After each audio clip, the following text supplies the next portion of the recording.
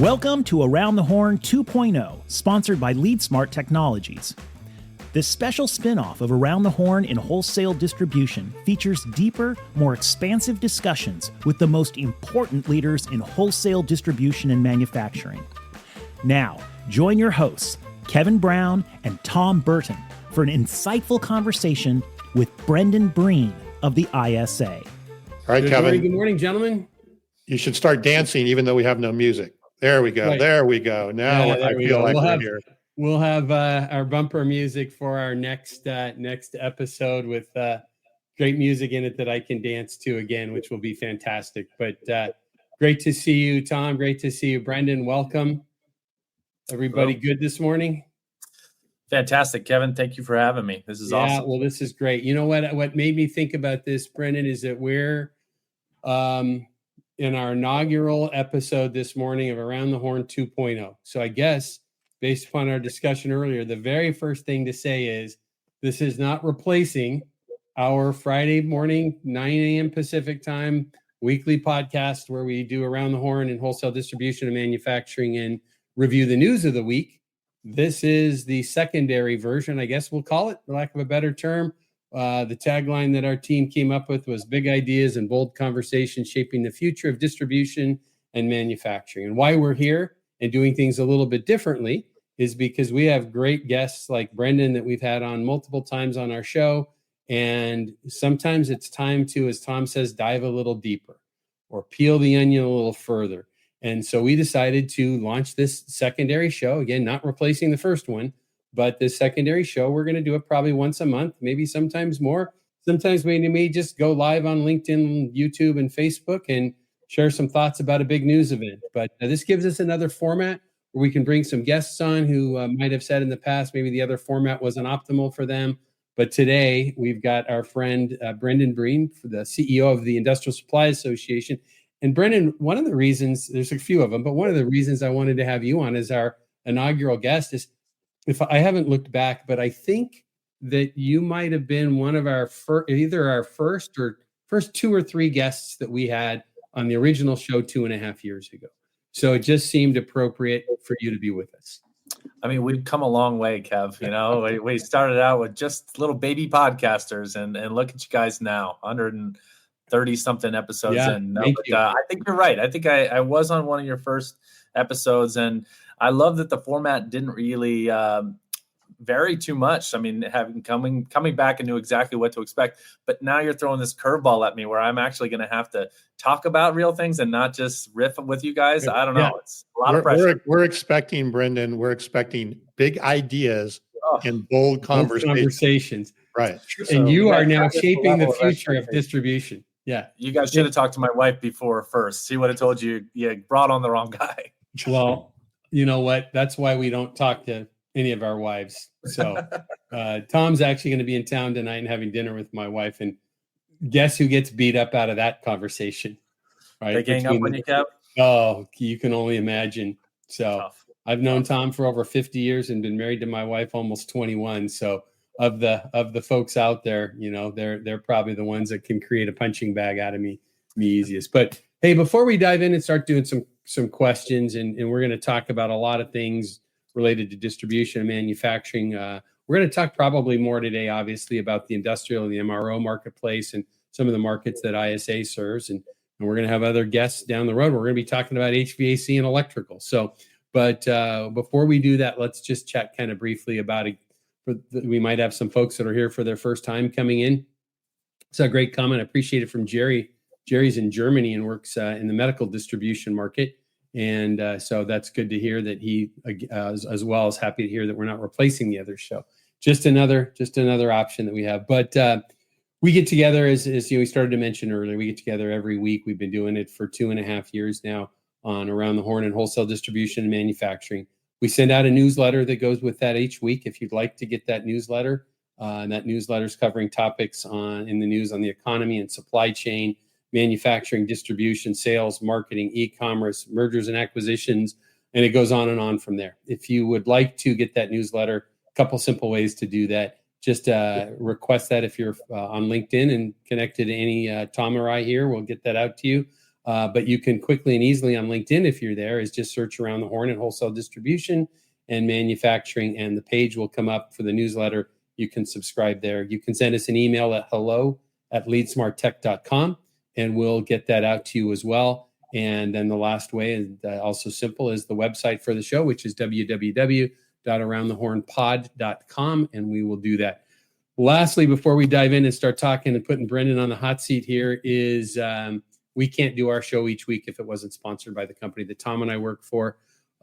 Our company is called LeadSmart Technologies. LeadSmart has developed a product called Channel Cloud, which is an AI-enabled CRM and customer intelligence solution that is solely developed for wholesale distributors and manufacturers. There's two different versions of that product. What we do with that is we bring siloed data from around your organization. We bring that all into a single platform, which gives you deep customer insight, more information about your team than you've ever seen before, and learn deep insights about your business and how to accelerate revenue growth and how to serve your customers better. Right now, we know that lots and lots of companies out there are struggling with digital transformation, maybe have never even dipped their toe into the water with CRM, let alone customer intelligence and AI. And with my 30 plus years of background in distribution and manufacturing, and Tom's 30 plus years in technology, we came together to develop this platform. So if you or anyone you know is looking to expand their horizons in digital transformation and understand their customers better, we'd love to talk to you. So Tom, Brendan, anything to add to that before we kind of dive in? The feeling that I've heard, Kevin, just comment on that last thing, nobody's trying to understand their customers more. So, you're out of luck with your product there. Right. Well, what's funny about that is it's astounding to me the number of people. I would say probably Tom might have a better take on this. Probably 70% of the customers that we bring on have never had a CRM in their business before. So they go from old school CRM, what we kind of call, horizontal CRM, to a vertical specific CRM that's 70% ready out of the box for wholesale distributors and manufacturers, and then deeply focused on their needs and how they can grow their business, which is a very different experience than most people have had historically. So, but yes, the buzz is there. We're going to talk about it, and we're going to talk about how that relates to your upcoming event as well. But why don't we dive in and kind of just, Brendan, give us maybe some of your background and who are you and what are you about, and how did you arrive at the Industrial Supply Association? And then we'll kind of dive into ISA and a little bit further. Okay, so Brendan Breen, Libra, long walks on the beach. No, If you like pina coladas. That's right. It's not, well, it was raining here before. Anyways, my background, for those of you who don't know, is I work in nonprofits for my whole career. So, I like none of you guys, which I get to talk to you industry titans all the time. My background is in association management. And so I found my way to ISA via, just picking up a job as director of operations after having worked in a lot of different fields. I worked for psychological scientists, nuclear physicists, dentists, you name it.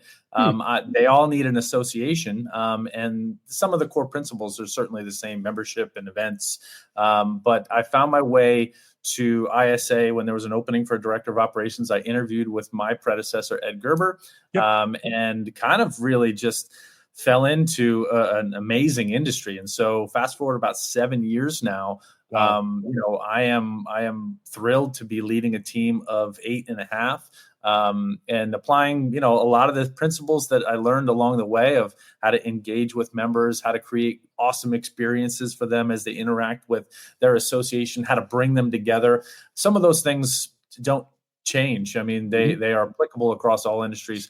But really what's unlocked over these last 7 years is kind of the nuance and the great opportunity that the industrial supply industry has for an association. I think that, we've been around for 120 years as an association, which is rare, and so having navigated so many different times in history, you just know that there's something special here that keeps it surviving and keeps it going. And it's really kind of a North Star. And we'll get into that, why ISA in a little bit, but association guy by background, by education.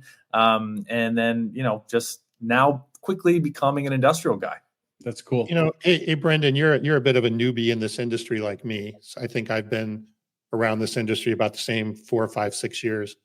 When you got into this industry from other industries, what hit you as being maybe special or different about this industry compared to other ones you've been in? I think it's a good question, Tom, and I think it's a close tie between two things. One, amazing companies. Companies that I didn't realize that I interact with every single day of my life. Companies that, whether I know them by name or not, they are the ones that are crafting my cell phone. They're the ones that are making sure that the roads are paved, my car drives right. It's such important companies. And so understanding how important the industrial supply channel was one of the biggest. Close second was the impact of strong relationships. The decade-long relationships of individuals who have sometimes stayed at their company, but sometimes moved around to different companies. Those relationships are so strong, and it's so personal, and each other's families, what's going on in their lives. You stay connected. That's truly special and not something found. Again, I've worked in a lot of other industries. I've never seen anything like this. Not like this. Everyone says that they've got that culture, but man, this is a family. It's crazy to see. Well, you probably have member companies that are, whether they're manufacturers or distributors, that are probably as old as ISA or older. Yeah, older. I was talking with Jeff Bigelow from Hubbard Supply. I think they just celebrated 165 years. So, wow. That's before the second industrial revolution. It's kind of crazy. Jeff's just not that old. I know. He's aged really well. Yeah, he looks good. Well, we'll see him shortly. So let's kind of take a step back. We're kind of moving a little bit forward, but let's maybe dive into talking about just the Industrial Supply Association. Who do you serve, kind of the roles and the purpose, the charter that goes along with that? Yeah, so I'm going to try to make this not as elevator pitchy as I'm used to doing here. But again, I mentioned the 120 years. I think that's a really interesting point. So think about what was happening around that time. Was Ed Gerber there at the beginning? I'm not here to make old jokes, man. Okay. It's he's a mentor of mine and a good friend. So you can say anything you want. I will. Yeah. So think about what was happening at that time. Distribution was really getting, ramped up in a very kind of speedy way. There's interstate commerce happening. There's telecommunications crossing state lines. And there was a need to create a lot more synergies between manufacturers and distributors. And so ISA was really born out of that need. And it's really remained true to that today. Is ISA is the only association in our space in the industrial MROP product space. So think about safety, cutting tools, metalworking, all that. It's the only one that has as equal stakeholders, manufacturers and distributors and IMRs. The reason for that being is that there really needs to be a place that serves the greater purpose, which is the North American manufacturing community. And the best way to serve that is not by advocating for the individual needs of one part of the supply chain, but the whole thing together, working together to navigate the choppy waters at the end user. Right. So I think that's really been our calling from day one in 1902, and it still remains today is, let's make 1 + 1 + 1 = 10. I like that. That's great. Yeah. It's great. And you mentioned earlier, 8.5 people. It astounds me the things that you guys can accomplish with that, especially when it comes down to your event, your multiple events each year. We're going to talk about those in a little bit, but let's shout out to Destiny and Joby and a few of your team members that really get some cool stuff done. You brought a nice group together. Yeah, there's apart from me and Destiny, I think that those are the two kind of holdovers from the previous administration, if I guess for lack of a better term. But everybody else has been in the last several years. But yeah, Joby, Christina Bertino, Jess DiBiagio. These are people who are just fighting way above their weight class. I am unbelievably happy to have such a talented group to support ISA. And you're right. I've had associations that I've run that had 25, 30 people, and they've never been able to accomplish what these 8.5 people can do. So they're phenomenal. Very good. So let's kind of take a look, Brendan, about this and maybe just unpack just a little bit more about the channels that you serve, right? We think MRO, maintenance, repair, operating supplies.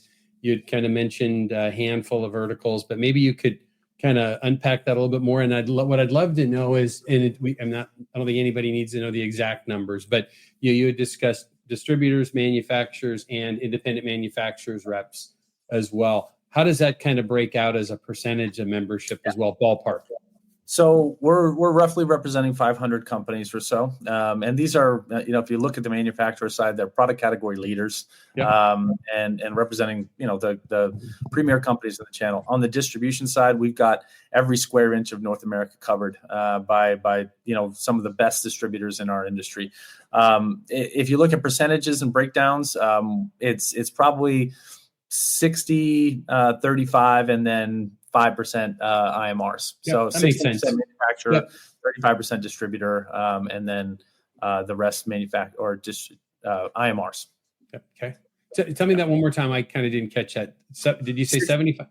60% manufacturers, 35%. Does that math work? Yeah. It did. I didn't catch it. Yeah. You did nothing wrong. That was me. I mean, we're riding the M&A wagon a little bit on the distribution side. I mean, we are retaining, which is good. So one company buys another company, and we keep that member, That's a great point. I wouldn't have thought about that. I'm glad you brought that because of the M&A activity that's out there, and hopefully, with the some of the constraints that are hopefully being removed from some of that we've seen, especially with the larger companies that we've seen with previous administrations. Hopefully, we see more freedom within M&A going on. That's a great metric. Is that a metric maybe even you and your board look at with retention through acquisition?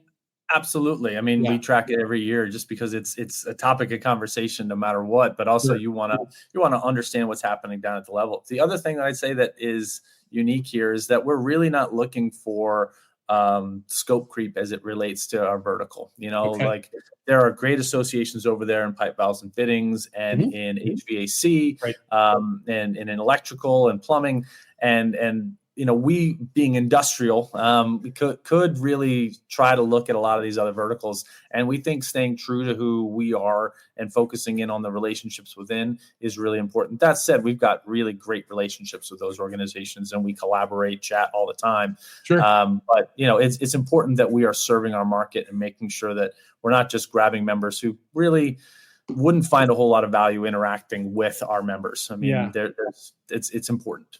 Well, I'm appreciative of you saying that, and it ties to a conversation that we actually had at one of the large buying group, one of their events, and I've talked to a number of friends and customers who kind of think they can cover all of their needs for the industry through the buying group, and then you've got probably others who think they cover it all through the trade association. And really what you are working on is a collaboration in these settings, I think, to say, no, you need to do both. And when you do both, you get the best of everything. Well, it's just they're apples and oranges too. I mean, especially if you're talking about buying groups. I mean, what they do in the rebate space and what they do for independents is phenomenal. I think it is good work and much needed. Our purpose is just different. It's not just for creating a transactional relationship. It's serving an entire industry.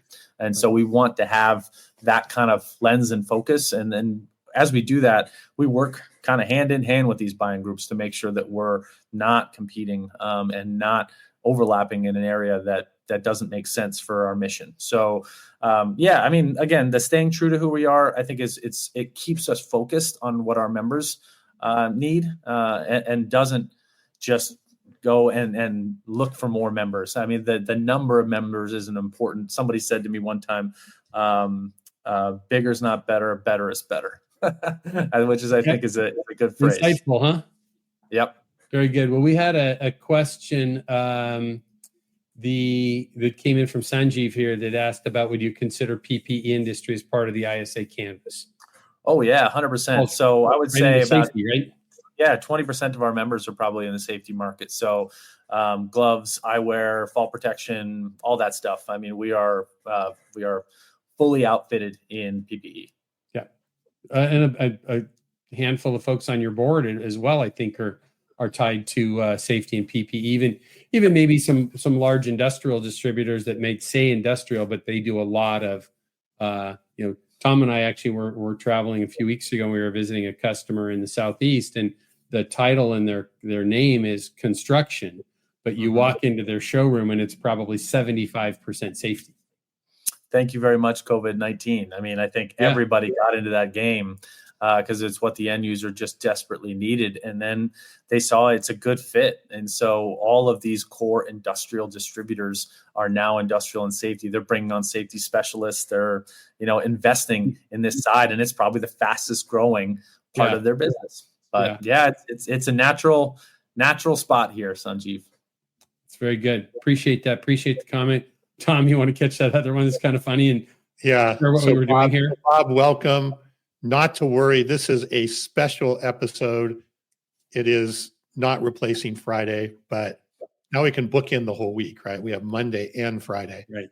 You guys better watch out. I feel like the pitchforks are coming out for you guys. If you can't mess with perfection here. Well, that's what's so funny, and I mean this is the beauty of doing this secondary, as we call it, 2.0 of Around the Horn, is to dive deeper. We couldn't have had in the 20 minutes we've been together. We couldn't have covered as much as we've covered with you if you were a guest. You were just a guest on the show a few weeks ago, right? We didn't get to dive deep about ISA and Bob, to you and those that weren't here at the beginning of the show, this is our kind of inaugural event. It's kind of we're dipping our toes in the water, but we wanted to offer a secondary show that kind of went along with what we do each week that allowed us to kind of look at particular verticals, particular guests, and as Tom always says, dive deeper. So. Twitter is going crazy. I mean, people are just going nuts on Twitter, wondering why we're here on Monday, Kevin. Just can't. I can only imagine. Yeah. There was at least 3 or 4 comments. Perfect. So, anyway, hey, Brendan, talk to us a little bit about, and this is, I guess, part of the deeper dive, right, that we want to be doing. What are the trends that you would see across the board, not just with distribution, but manufacturers, IMRs in the industry? Is there a trend? And are you seeing a lot of emphasis on growth in the area? Like, is there, where do you think people are really putting their attention, say, over the next year or so? It's a big question there, Tom. Okay, I could go many different, but big ideas, right? So I think that I'll answer the last part first. I mean, and I think that companies are seeing the kind of turbulent waters that we're in right now. The savvy ones are seeing it as growth potential. Some of those manufacturers out there are looking at this as a share grabbing time.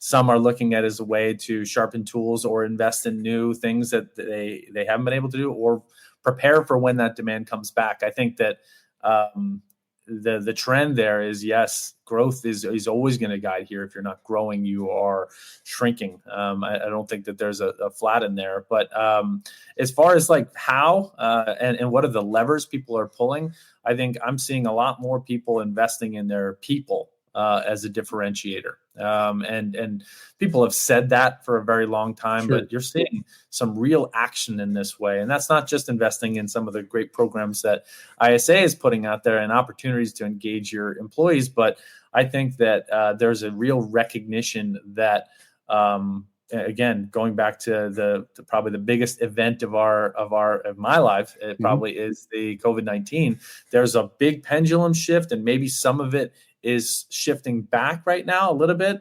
But what wasn't lost was the value of good people to navigate through tough times. It was on the backs of collaboration and on the backs of strong minds that those companies that got through it that way. So I think that, filling up your pipeline with good talent, understanding where your gaps are, understanding what core competencies you will need as opposed to what you used to need, are a bigger thing. I mean, you're not hearing the term HR director as much anymore. It's now like talent management or people Chief People Officer.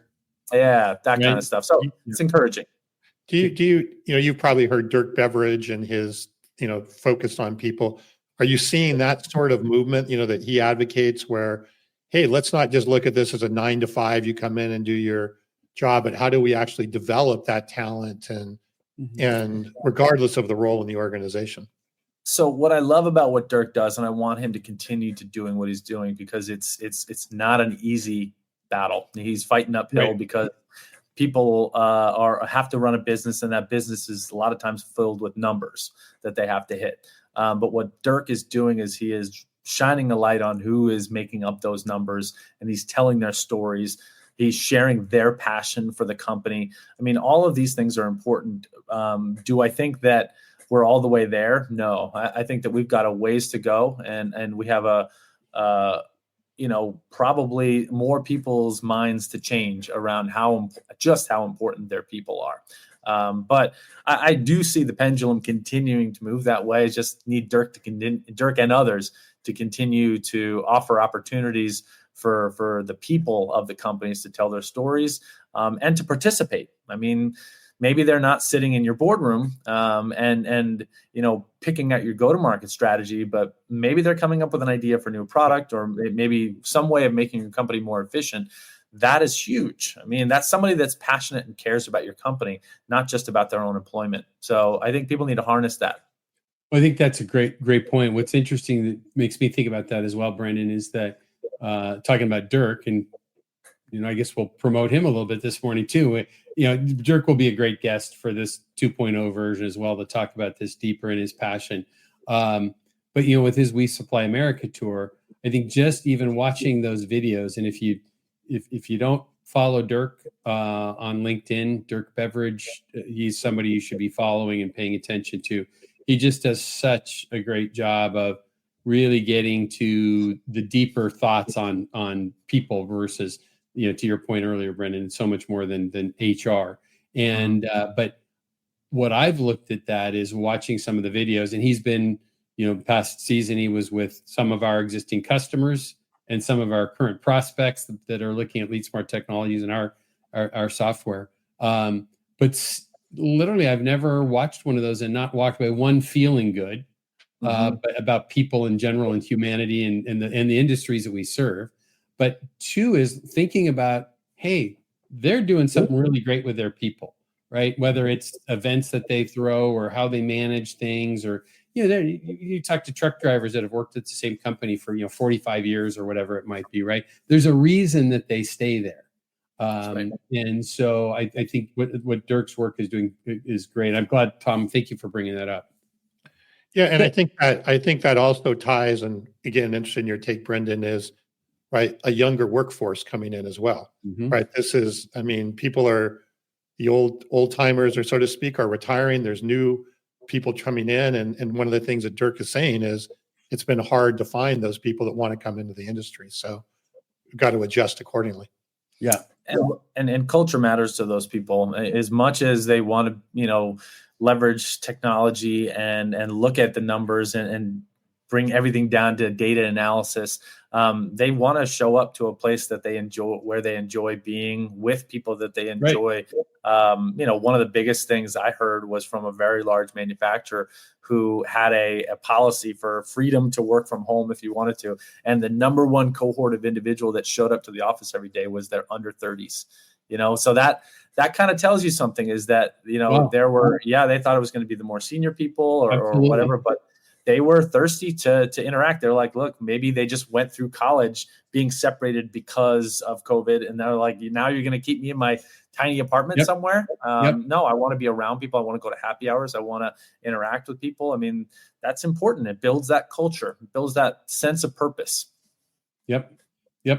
That's great. There's a great comment here from Jason. Appreciate that, and the big plug for an ISA event, right? There's every time he's walked away from an ISA event, there's something about the industry and the people in it that's really inspiring, motivated, even the young ones. But I got to tell you, I always say 30 plus years, but for me, I started for an industrial safety distributor in 1989, and 3 years there, owned a rep agency for 10 years, sold that, invested in a manufacturing company, then 8 or 10 years there full time, and stepped away from the day-to-day of that company, started doing some advisory work, and then now developing our company. Tom, is a technology guy, but he's been involved in, was it 2016, 2017? I think, Tom, you first kind of got involved in wholesale distribution and manufacturing. Probably the first time I got exposed to it. And so eventually we're going to get Tom to come to an ISA event as well, to join me there. But there is something special, and I tiptoe around the technology world as well. And it's not that there's anybody bad there. I go to, SaaS software CEO conferences multiple times a year and some other technology related events. And there's nothing wrong with that. There's just a different vibe. And you don't see necessarily in Brendan, we'll talk about this in a little bit, but your emerging leaders program, right? You've got the 3Ms and the Stanley Black & Deckers and some big distributors that are putting their people through that. These are people that are coming to a career and looking to stay somewhere for a long time. Where you look into other industries and people are very comfortable changing jobs every 12, 18, 24 months. And there's a different camaraderie, a different thing that happens within. And it's not just the industrial or MRO segment. We see it in HVAC and we see it in electrical as well. It's a culture that goes across that there's something special to Jason's point. Yeah, for sure. Very good. Let's just kind of dive in a little bit. The last thing when we talk about people that I would love to ask you about, and you may or may not have feedback on this, so don't feel like you're on the hot seat. But, we came out of the pandemic. There was a whole lot of people that were not interested in coming back to work because there were still subsidies and other things going on. Some people just weren't ready to go back to work for regardless of the reason. So hiring got very, very difficult, whether it was for a forklift driver or a salesperson or an accounting clerk. Do you have any feedback or take on, you see that freeing up a little bit, and is hiring getting better? I wouldn't say that hiring is getting better. I think it's still the number one challenge, is that skills gap. And we're hearing that not just from our manufacturers and distributors and IMRs, but also the end users. I think it's just hard to find good people. And the competition is really tough. The other industries might offer, a little bit more name recognition, maybe a little sexier industry, something like that. But I think that there is more work being done. Some of the manufacturing influencers that are out there, and I'll call out a couple of them, like, Chris Lukey or, Titan Gilroy. Some of these guys are really making our industry, I think, more attractive to people. And it's connecting to a purpose, something you can hold, something you can feel. And so I do feel like there is good work being done promoting manufacturing as a great avenue, and a stable one too. I think that's the other thing is we're an industry that isn't, trying to grab at the first opportunity that's out there. We have been around for a long time, and there are very mature companies that are here that have navigated through a lot of this stuff. And so there is a great career path that's in front of you if you choose to come here. But yeah, I mean, I don't think it's gotten tremendously easier. I think that, as much as the job report says whatever it says, I think that the feedback and the drumbeat I hear is, it's tough to get good people. And then it's tough to keep good people. I think that people have options, and they, especially good people, and job hopping has been a way that you can move up. Although today I saw something on LinkedIn that said that job hopping salaries are now, don't expect to get a bump from a job hop. So that's new. Okay. I think that was the way that people were moving up. But yeah, I don't know. I mean, I think that we offer something in this industry that is very attractive, a good opportunity to learn a lot of things and to do something that really matters, do something that helps planes fly in the air and cars drive to work, and people, just surviving every day based on the things that we do. That's important. Yep. So I want to add to that, and I want to ask Tom a question related to that kind of ties these things together. And man, this is why we're doing this deeper dive, right? Because we can look at a topic. I'm seeing the quality of the level, I shouldn't say quality. Yeah. The level of the questions are getting deeper. Right. Which are great. I mean, that's and we barely were able to promote today. So that's great. Tom, I want to get to Jason's comment there in a moment and question. But before we do that, Tom, I have a question for you, is because you've spent your whole career in the technology world up until the last, say, 8 years or so. And you still have, toes dipped in over there. As we look at the job bouncing that is far more prevalent in the technology world, the software world, and so forth, and maybe even some other industries outside of manufacturing and distribution. What's your take on that, Matt? And the reason I ask that is part of me wonders is it there's a stronger, deeper, longer culture in these companies. There's not a, hey, is my funding running out soon because I'm in a startup or whatever it might be. Or third is that, and this is the one that really runs into my mind, love to hear the thoughts of our audience, is it because sometimes when you talk about manufacturing and distribution, we're talking about physical products and things you can hold, or the airplanes that I get on, or the roads that I drive on, or whatever it might be. So Tom, I'm throwing a lot at you all at once, but I'm interested in your take from being originally from a different. I think it's a different objective, right? Okay.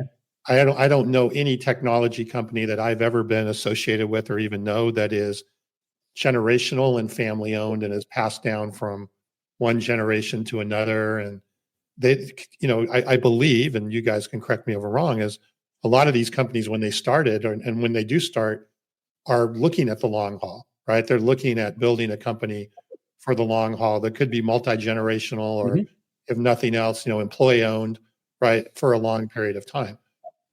It doesn't exist in the tech world, right? The tech world is, hey, how do I get to my next funding round, and how do I get acquired, or how do I go public? And then it's a changeover, and it's a very different set of objectives. So, and so the people, the culture, everything is very different when you're in for that sort of short sprint versus that long marathon, which is what we have here. Good. So I guess I just need to send Jason a check, because Jason's question kind of led to where we were going there, to start talking about digital transformation and AI and so forth. And that was where we were going to head next. So Tom, will you mind highlighting that for us? Yep. So Jason is I'm going to promote him for a moment. World-renowned e-commerce expert, speaker, writer, consultant, I guess would be. Jason, if I didn't catch all that right, you can add an additional comment in there. But just curious about how, I think this is ideally to all of us, but I'm going to start with you, Brendan, on this, about how we're seeing the industry evolved in a time where things are moving so quickly, right? And that is a great question, because forever, right, we worked with in distribution, right? We had inventory was kept on a printout page of a handwritten walk in the warehouse and writing down what we see, and a clipboard on a wall, or other people walking around with 3-ring binders, and that was generations and generations and generations that were doing that, and now we've got things like digital transformation in general of the technology that's available, whether it's AI or not. We'll put AI aside for a moment. There's so much technology that's available to wholesale distribution and manufacturing that most still aren't even taking full advantage of, forgetting about the AI component. So maybe let's dive into that and talk a little bit about what are you seeing, Brendan, and Tom and I can share some of our thoughts, but relating to digital transformation, and then we'll plug the AI piece in as well. Well, Tom asked me a really big, huge question early, and now thank you, Jason, for asking another super tough question to answer. But I think that what I'd say is it's such a wide spectrum. I think we were talking. I don't know whether we'd already started broadcasting here today, but maybe it was right before. Kevin was mentioning he was working with a pretty large industrial distributor, or maybe it was HVAC, who's never had a CRM, and they're hundreds of millions of dollars, and so even something as simple, not as simple, but even something as kind of table stakes for what you feel like you need in order to run your business. It's not just a lack of wanting it. It is the understanding, all right, can I stop what I'm doing right now, invest in it, and then get it going? And then there's the people component of it too. Can I get my people wrapped around this? Is it going to slow them down? Right. So I think that there's a lot of fear about doing it and doing it at the right time, and how disruptive is this going to be? Is it going to touch profits? But I think that everyone hears the drumbeat from smart guys like you and other podcasts and other things. He meant you, Tom. I knew that. You. Yeah, I knew that. Okay. that are kind of raising the alarm. It's not even like a, hey, you guys should look at this. It is, you must, or else somebody is going to eat your lunch tomorrow. Now, I do think we're a little bit insulated in some ways in our channel, because there's such a high level of technical expertise around a lot of our products, and that makes the value of that technical expertise and even sort of that tribal knowledge of our industry kind of really, really important, and something that a website might not be able to replicate, or, even, someone that doesn't have those capabilities calling on them. I think that there's still a place for the manual part of this business that has been happening for 120 years. That said, the middle of your budget, that cost of goods sold, and some of the parts of your P&L that are below that top line, I mean, there are savings that are out there, and so that's a differentiator for sure. If somebody can spend half of what you're spending on, you name it, marketing or IT or operations, any part of that, they're going to take some share, because they can invest more in sales, or they can invest more in top line growth, which is going to be really, really hard to compete with. The margins are already super, super narrow. And so if somebody can expand their margins or redeploy that margin gain, it's going to be tough to compete. Tom, we can't hear you. But now, It's a good thing Will Quinn's not here. He'd be poking at you. yeah, Can't hear you, Tom. See what I do? Brendan, every day like this, just... it wouldn't be a show without my microphone going away. Am I back? It's part of the allure. And it's not even the mute button that I wish I had. People wouldn't even show up if this wasn't going on. Right. So I wanted to hit Bob's comment here, and then I wanted to bring up something that I think ties into what you were just saying.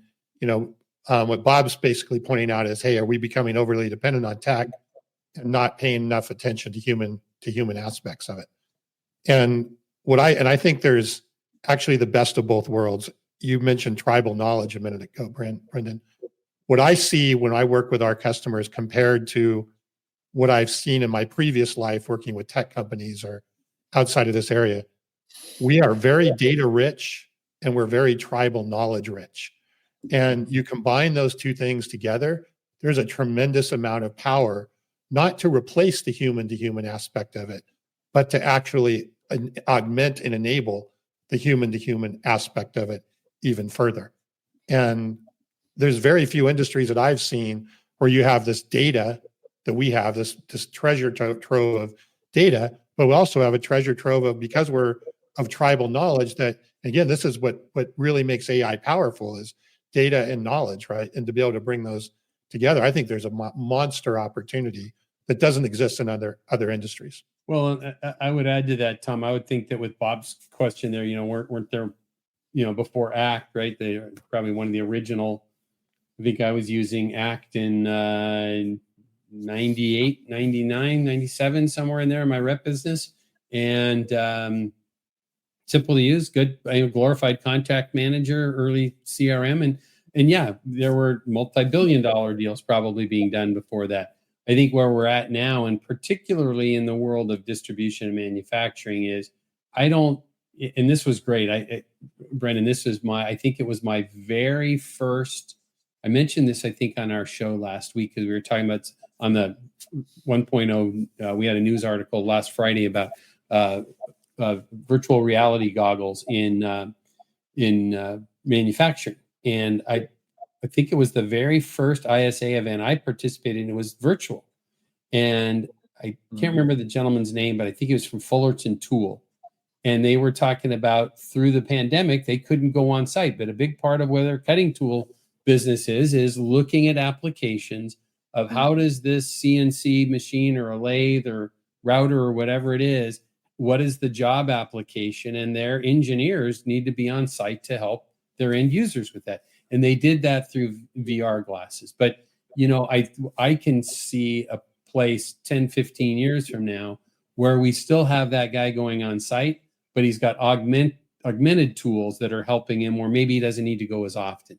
So I think, when we think about manufacturing distribution, the idea of technology is critical, right? And you had a great example, a couple of them earlier, Brendan, about that, from how somebody can leapfrog ahead of others, and you're at risk of the little guy becoming equal to you or bigger because of doing this. But I don't think we're in a place specifically and really a lot of it in the industrial and MRO arena where you'll ever lose that on-site need.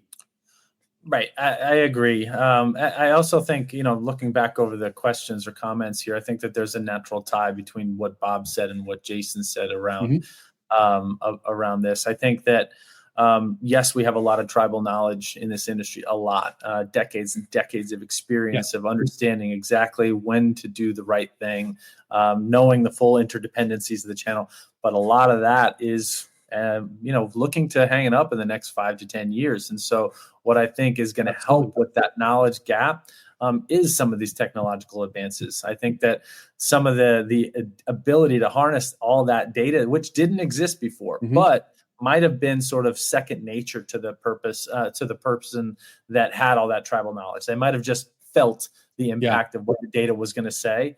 That younger generation doesn't have that experience. And so by having access to the aggregated insights and to the be able to connect the dots through all their systems, that can help a younger generation make decisions faster, just as fast. And this industry is going to need that. So I do think that to tie it together, the generational shift is going to obviously probably grab onto that technology, but I don't think it's to replace their decision-making abilities. I think it's to help them where they don't know everything and give them better insights. So two things I would say that go with that. I think you're right with that, right? And I was just talking last week with a new customer of ours at LeadSmart that's a large electrical distributor in the Midwest. And we just had this discussion, right? They may not be seeing these exact numbers yet, but roughly 70% of B2B buyers are millennials. Fair to say that some similar number to that on the other side of the house of, when you think about salespeople you're going to be hiring, similar number to that. And he was saying, and I'm now hearing this more and more and more, is that salespeople in particular, whether it's inside sales, outside sales, customer support, wherever it might be, that is a younger group of people coming in. Brendan, you mentioned retirements and so forth, and makes perfect sense. And they're starting to ask, what is the tech stack, so to speak? What tools do you have? What CRM do you have? What ERP are you on?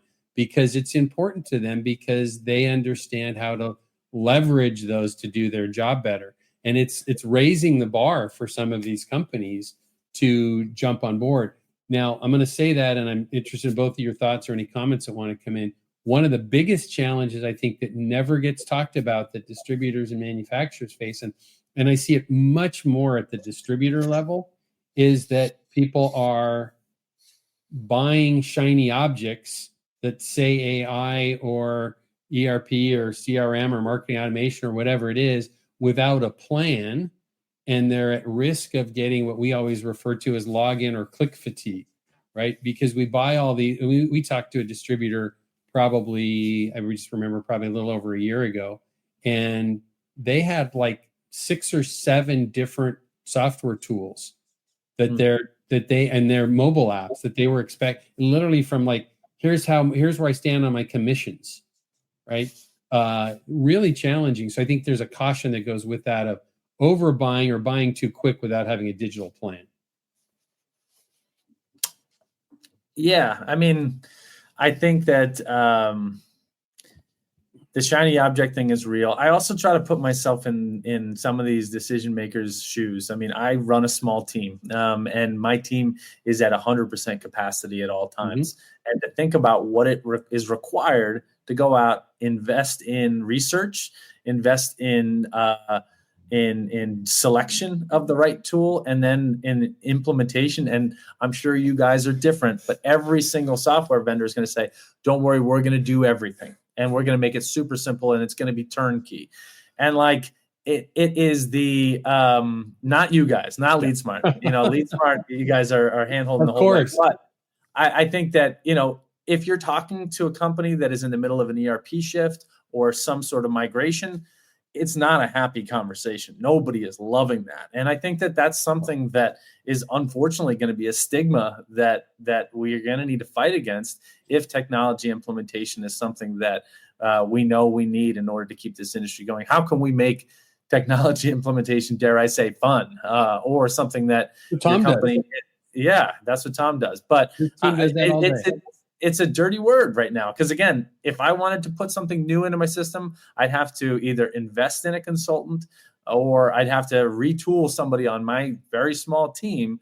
And that leaves a hole. Or it makes them work harder than they already are. And how do you do that? And then to have somebody come back and be like, yeah, you've got a bunch of weird technology. We're like, we are barely keeping pace. And yeah, I should probably just cut that one because we're not using it anymore. But I'm just trying to run my business, which is not a technology company. That's right. It is a association, or it is a distributorship. I'm trying to get product out the door and in front of my customers. Yep. And if you tell me in 8 months, I'll be able to do it better. Okay. But what's the next 8 months going to look like? Because they're really important. I don't have long runways. I don't have a lot of extra capacity. I mean, that's an excellent point. And I think that we as service providers to the industry, if you want to call it that, we have a responsibility, I think, to help them not just make it more fun, but make it more efficient. Because as you said in the beginning, Brendan, I think there's becoming a point where it's no longer an option, right? So how do you do this without it becoming a open heart surgery that causes everybody to be out of commission for God knows how long and impacts the business? And I think it's balancing that is something that I know we work a lot on, but it's never ending, right? We have to keep getting more efficient and better on that.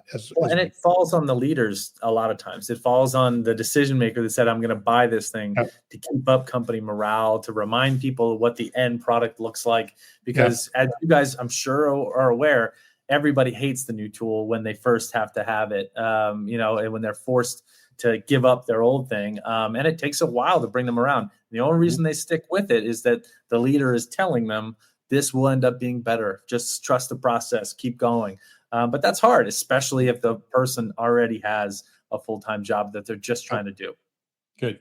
All right, guys, we're running short on time. So I want to shift gears here real quick. It was good discussion on all of that. This is probably the hardest question for you of the day, Brendan. But we're only going to spend a couple of minutes on it. So don't worry about it. Great. I think your event, which is where we're going to lead to next, but I think your event and your organization does a phenomenal job of bringing all parties in the channel together. Manufacturers, distributors, manufacturers, reps. I've had careers in all three of those. There has historically been, and in my mind, it has gotten a little bit better. But there has historically been a rub or conflict, specifically about data sharing and so forth, but between manufacturers, distributors, and then you end up with that independent manufacturers rep kind of being the bumper car, oftentimes within all of that. Do you see that? And I don't even want to call it channel conflict, but do you see things improving in collaboration, data sharing, and so forth across the channel? Kind of dive in on that and share a few thoughts. And then I want to spend our last few minutes today talking about the big event coming up later this month. So the answer is yes. I do see that. I think that technology has allowed for a safer way to share data, for one. You're not just like putting together a spreadsheet and hoping that company doesn't share it around, or sending it to the wrong person by mistake. Seen that happen. I think that there are nice cloud-based ways that data can be shared and analyzed, and really the aggregate comes out as opposed to just, the critical subject matter data. I also think that there is a little bit more of an acceptance that it requires collaboration. And maybe this is a generational thing. I don't want to make it about young versus old or anything like that, but I do see that the ultra competitive firewalls that were there are seeing maybe a little bit less on the younger generation. I think that they're like, well, can I learn something from my competitor? Can they learn something from me? If I fill up their cup, maybe they fill up mine, So Great I think point. I think that there's a little bit more of a feeling like, all right, if I share this, am I really harming my company? Am I really giving up trade secrets, or is it worth taking that risk? I see that happening a little bit more. That doesn't mean that they don't compete. It's still there. It's just getting better. Yeah. I think that it's happening. Yeah. And I think the big push on it was, when I got out of manufacturer's rep business in 2003, but back then the technology wasn't there for everybody to know who everybody is. Right now, you can't, there's boatloads of tools out there to go find who Joe is at that factory or whatever. You're not hiding any information, right? If your manufacturer is going to go direct, he's going to go direct, right? It's not that you can't get that. So we only have a few minutes left. Let's spend our last 3-4 minutes of the day. ISA 2025, last day of this month and the first few days of next month in Nashville. Give us the deep dive on what's going to happen there and what people want to be taken away and who should be there and why should they be there. Yeah, so if you caught Kevin's show last week, I did get into this a little bit. So definitely go back and watch last week's show for a little bit more in depth. But I'll just say that you're going to be surrounded by your industry if you're there, and you want to be part of what is happening in this industry. There is so much headwind and opportunity, tailwinds too, that if you're not being with your channel partners, being with your even your competitors or complementary products, or just people that are genuinely trying to understand where this industry is going from a lot of different angles, you're missing out on the opportunity to figure out what to do with your company. Everybody has a roadmap. Everybody has somewhere where they want to go, and pick a point in time. Let's say 2030. What do you want to do, from now until 2030? You might learn that at ISA. You might explore something that helps you refine that. And so great education topics on, state of the channel, different ways to get your people networked in. There's phenomenal networking experiences. There's subject matter roundtable discussions over lunch. We have NAW's Lobbyist. We have ITR's Best and Brightest. This is a action-packed 2.5 days where not a single moment is wasted if you invest the time. Once you're there, all the opportunity is in front of you. From the moment you pick up your badge to the moment you drop it, there is something for you to do to get value. You just need to be there and be part of it. Join your community, because honestly, this is not the year to stick your head in the sand or to think you can go it alone. You need to be with your channel partners. You need to be with your industry, because, man, there's crazy stuff happening in the channel. I know we didn't talk about the T word once today, and thank God. This is, every call I talk about it. Different show. But different show. That's the kind of thing. That's the kind of topic where you just need to be talking to people as much as you can. So you've got, highly respected economists. They're talking about the economy. You've got Brian Wild from NAW coming to talk about what's happening on Capitol Hill. You've got Kevin Brown coming to talk about you got some great panels, right? You get some end user panels. You got some technology panels. I'm privileged to be on one of the panels. Great event. ISApartners.org is where you can go check in on that, right? And so we start on Monday with golf, and then a riverboat thing, and then Herm Edwards, famed football coach. It's going to be a great event. So, hey, let's we got to close out for the day. Brendan, any last words before we go? No, I think we broke the seal on 2.0, guys. And hey, I'm a little embarrassed, Brendan, and this goes to Bob's comment here. But by the way, I'm a harp guy.